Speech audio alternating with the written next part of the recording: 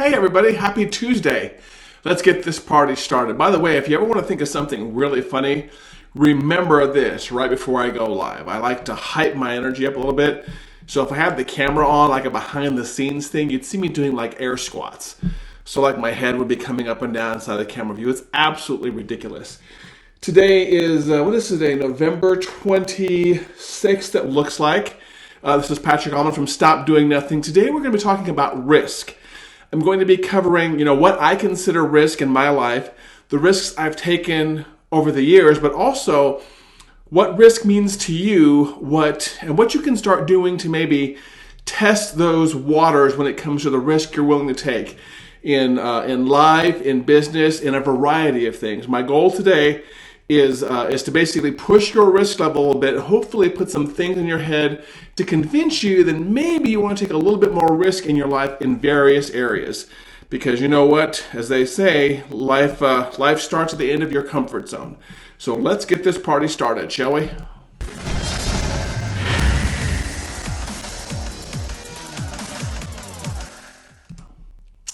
Hey, check it out, my friends. I've got my orange highway construction shirt on today. I've had my coffee. I've got my water right here. I've done my air squats for you. So let's get this party started. My name is Patrick Allman. I run a consulting coaching company here called Stop Doing Nothing, based in the middle city, middle world. There's my Hobbit thing going. Well, that would be Middle Earth. Oklahoma City, Oklahoma. Today is, like I said, Tuesday, November 26th, 2019. And if you see me looking other places on occasion, I'm a big fan of a physical calendar. So when I like to reference months, dates, years, and quarters, I've got a big old calendar over there on the wall. At some point in time, maybe I should put it more in the eye line so I don't have to look away from the camera. But as always, I appreciate you tuning in. Today we're going to be talking about risk. And the first thing I would ask you to do is share this, make a comment as to where you're listening from, and how often you think about risk. People can't pay me on camera, but you can help me out by sharing this on social media, so do that if you would. I took some notes this morning about some things I've done when it comes to risk over the years. And I've realized that I've kind of taken it for granted, I guess, for lack of a better term, the things I consider risky. Sometimes I'll go out with somebody. People want to pick my brain. For those of you who have been in business for a while, you're all familiar with that. And they often wonder, how can you just do the things you do? And I have to stop for a second and think, because I don't think anything I do is special or magical. But they're like, how can you not get a paycheck with the taxes taken out, automatically direct deposited? How can you wake up in the morning not knowing who you're going to talk to sometimes? How do you have discipline to, get up and get your work done every single day? That seems awfully risky to me. I've heard these things before. People just don't understand it. And they think sometimes that I do amazing things, but that's not the truth. I've just come to take it for granted that certain things that I consider natural and normal, other people consider highly, highly risky.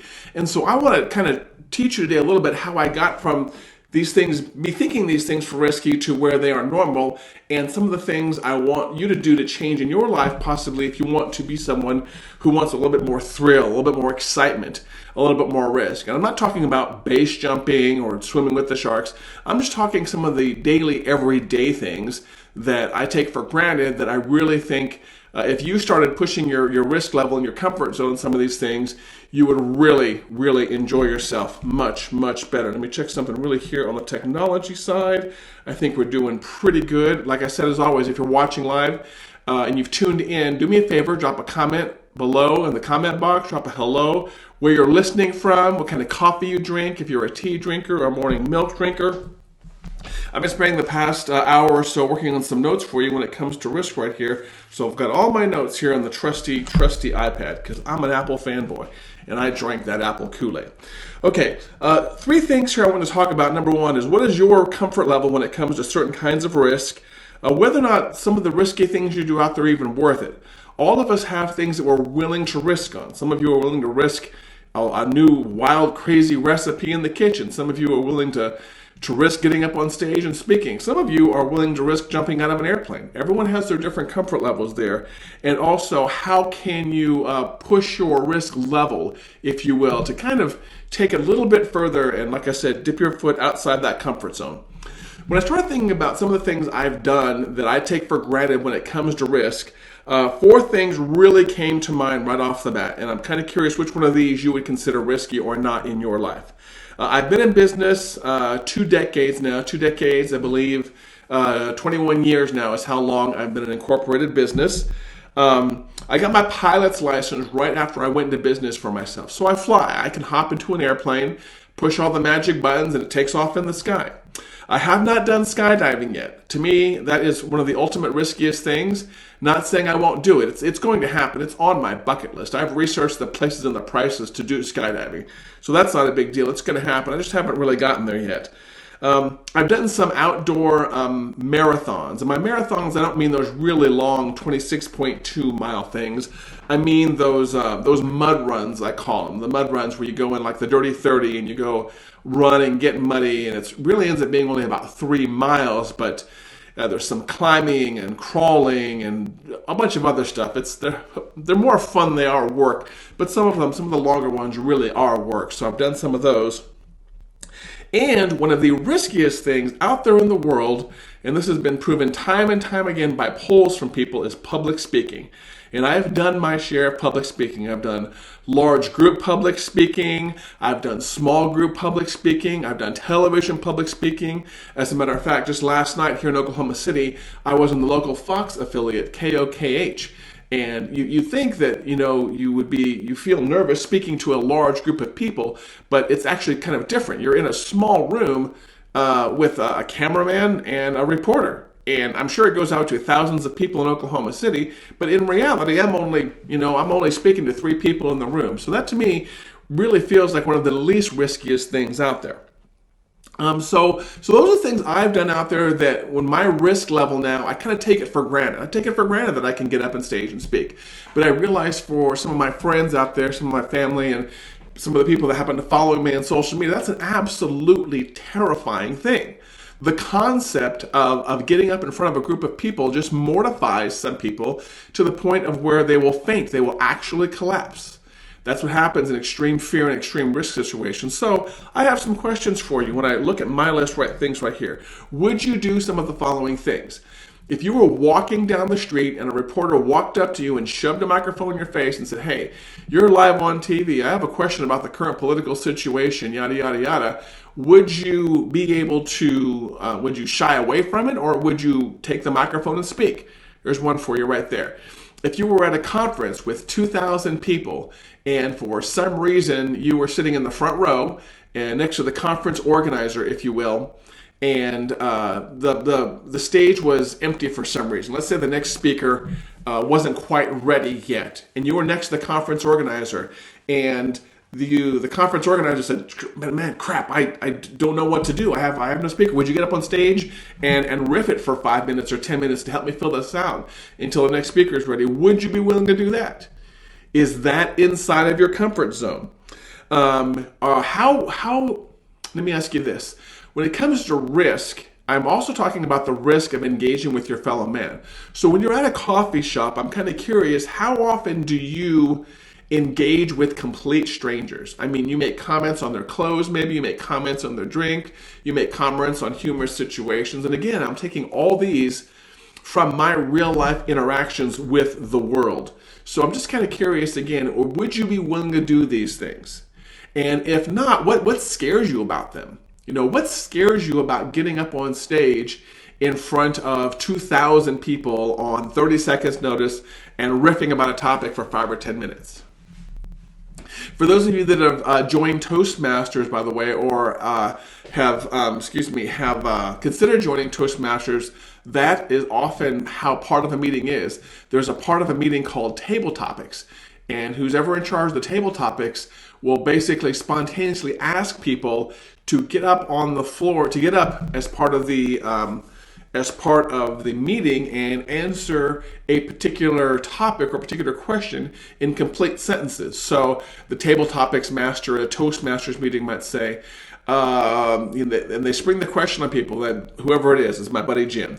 He might say, "Hey, Patrick, given the current political climate, would you suggest people vote or don't vote? Or would you suggest, what's your best car recommendation? Or Give us a political opinion you be very strongly about. And so you get in the habit from Toastmasters of doing this. So one of my suggestions here professionally is going to be, if you're someone who really wants to push your risk levels, please look into a program where you are constant, that risk is constantly pushed, and Toastmasters is one of them. I kind of came up through the Toastmasters world a little bit, so I can say that it definitely helped me. But again, through all those questions I went through, would you be willing to do those kind of things?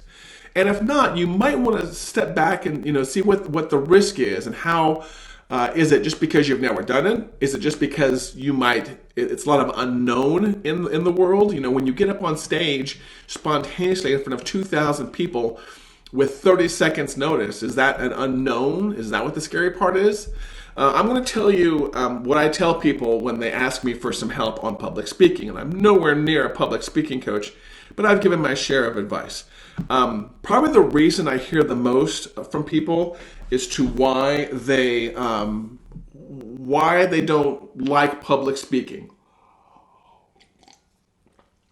Excuse me, a little bit of a dry palate there.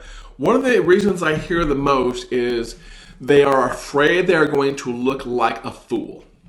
And that's a perfectly valid fear. Ironically, I was going to talk about ums.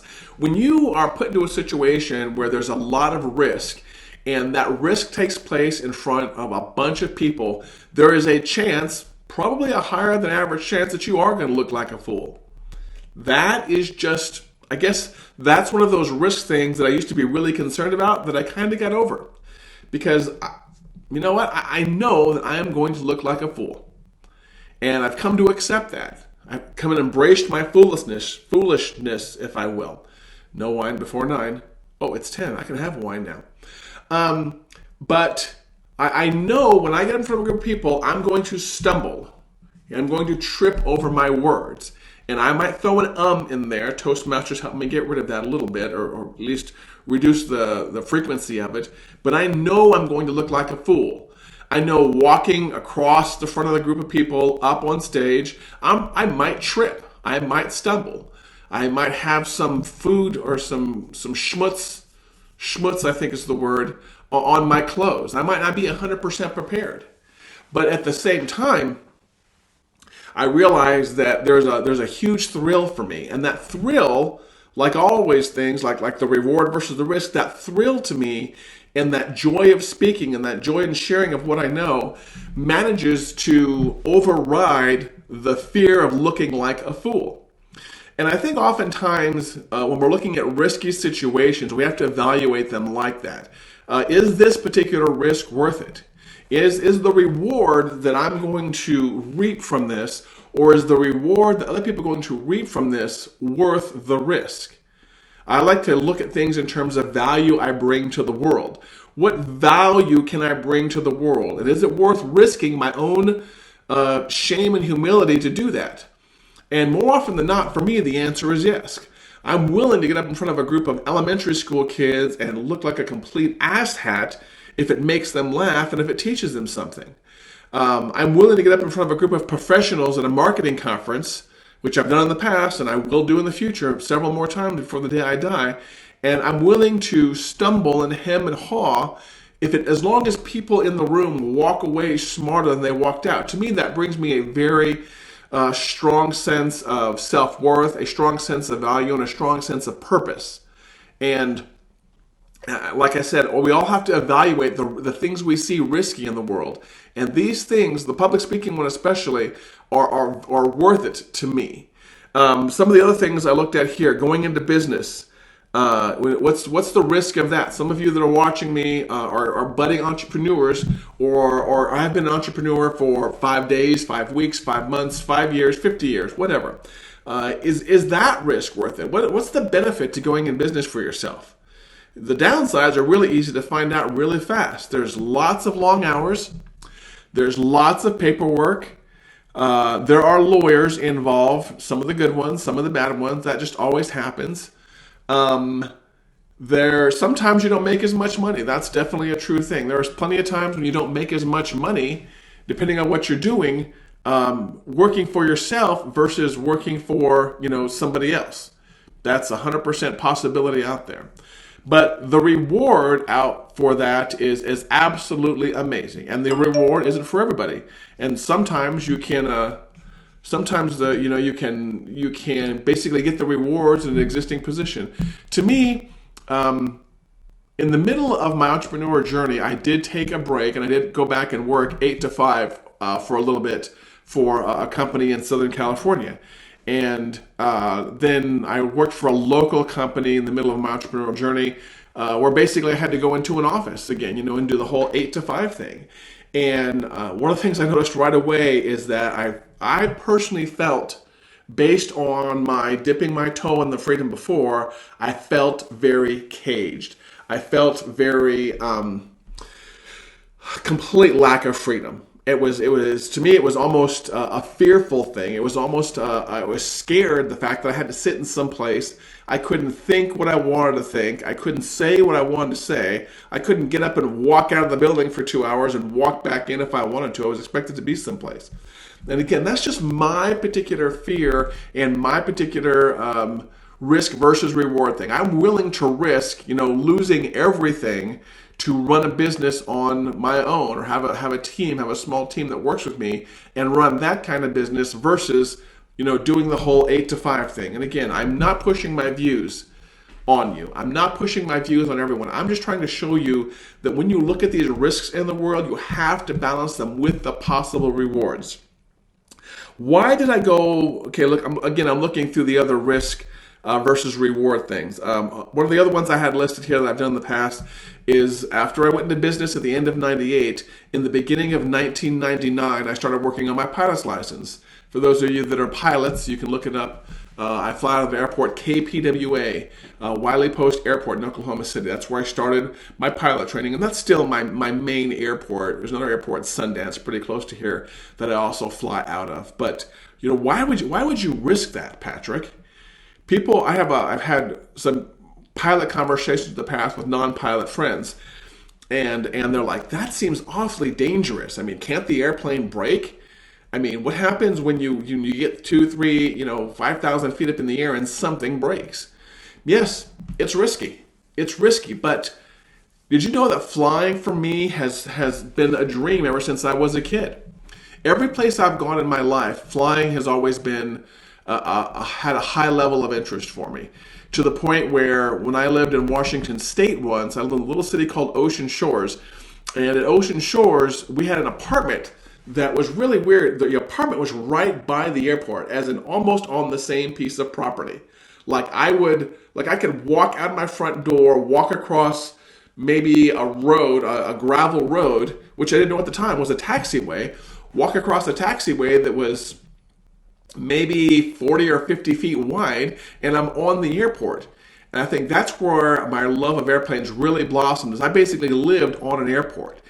And at that time, I started getting some very basic flying lessons, learning the concepts, and from there, it only got better. I only got more addicted to it. So when I finally had some decent revenue in my business in 1999, and the opportunity came up, that's when I started my flying lessons. That was a lifelong dream.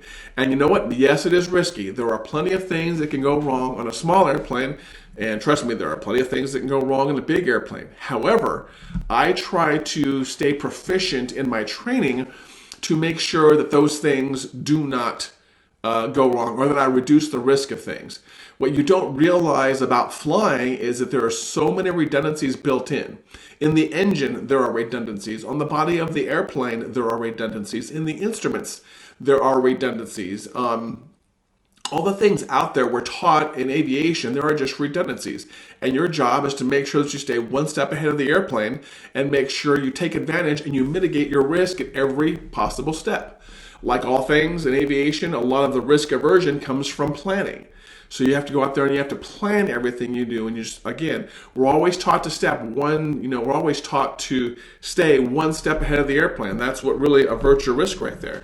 And then if worst comes to worst, if you're 5,000 feet in the air, here's something people don't know oftentimes. If you're 5,000 feet in the air and the engine quits, just stops. The big propeller just stops. Guess what happens?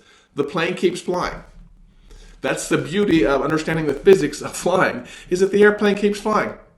Your job now is to find a straight, clean, relatively flat surface. In Oklahoma, it could be some farmland. And goodness gracious, hope I'm still streaming because everything just went sour here. And put the airplane down. It's a pretty easy thing, and we practice it all the time. So I'm not terribly afraid of even the airplane engine quitting. That risk out there, I know how to land an airplane if the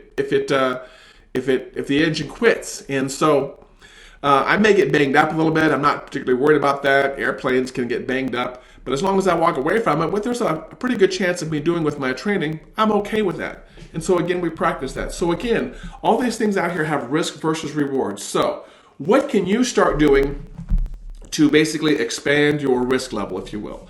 I'm going to give you a few things here.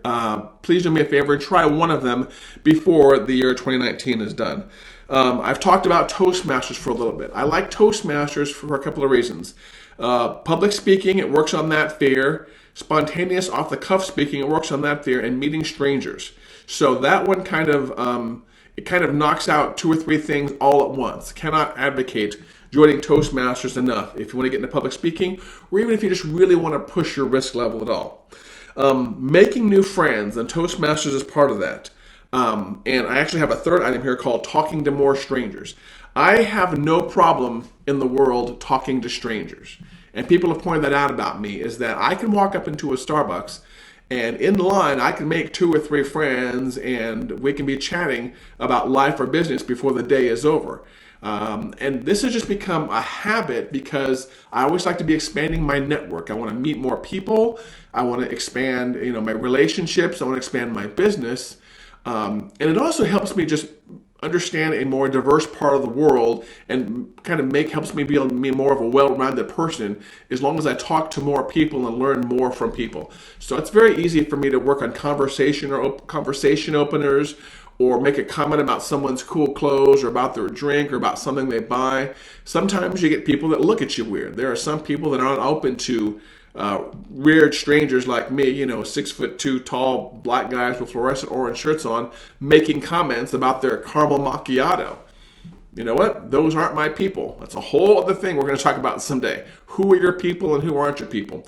But the people that are your people, the people that you can make laugh and make smile and are open to discussing things like that, or open to basically new relationships and talking about things like that, those are the really close people you want to keep. So do yourself a favor and find some tribes, find some groups of people that you don't normally associate with, because by default, that back and forth, building that relationship with those people will push your risk level and expand your network and help you basically be willing to take more and more risk on board. Just something popped into my head here recently. I joined CrossFit recently, and unlike a regular gym, CrossFit, you're actually forced to interact with people. So I could go to the YMCA and work out with myself, put on my headphones, work out by myself in a silo, and never ever talk to other people. Can't do that at CrossFit. Number 1, you're all sharing equipment. Number 2, part of the workout is actually a partner. So, for example, this morning at the 5:30 CrossFit class, we had, goodness gracious, we had a lot of people in there, maybe 10, 15 people in there, and part of the workout was a partner workout. So I had to pick another guy that was relatively my same strength area, had basically relatively my same strength, and we had to share the bar, and we had to share the workout that we were doing. So again, I don't want to be that CrossFit guy, but I'm just saying. As a matter of fact, I think I put a meme in my CrossFit group the other day about how many new people it's forced me to meet. At some point in time or another, I had to basically interact with every single person in the CrossFit gym, and not on a light level either. Like, we're in the middle of an intense workout for 60 minutes, and we really had to become really good friends really fast. So if you're a CrossFit person, you know what I'm talking about. There are no strangers in a CrossFit gym. As a matter of fact, in life in general, there are no strangers, just friends you haven't met yet. Talk to more strangers, and probably one of the things I can advocate when it comes to pushing your comfort level and expanding your network is find, and I think I touched on this briefly, so I apologize for repeating myself. Find places where you are forced to network and forced to interact with other people, where you have no choice, where you can't sit in your silo, you can't sit down with your headphones on and completely avoid people. I don't know how I feel. Actually, I do know how I feel about networking groups, forced networking groups like BNI, things like that. In general, I'm against those things. However, I will say that one of the benefits from those is you're forced to talk to other people. Now, that particular benefit comes about if you are, mainly if you're in business. So if you're in business, first of all, you want to be expanding your network all the time anyways, but you also want to increase that comfort level. So forced networking groups like BNIs, like other events you may have going on in your city, those kind of things may benefit you if you are in business and you want to expand your network. By the way, if you have any tips about particular discomforts or risks that you managed to get over, I would love to hear them in the comments. For those of you that are listening on the podcast, hop over to YouTube and the Facebook Live and leave the comments on this show.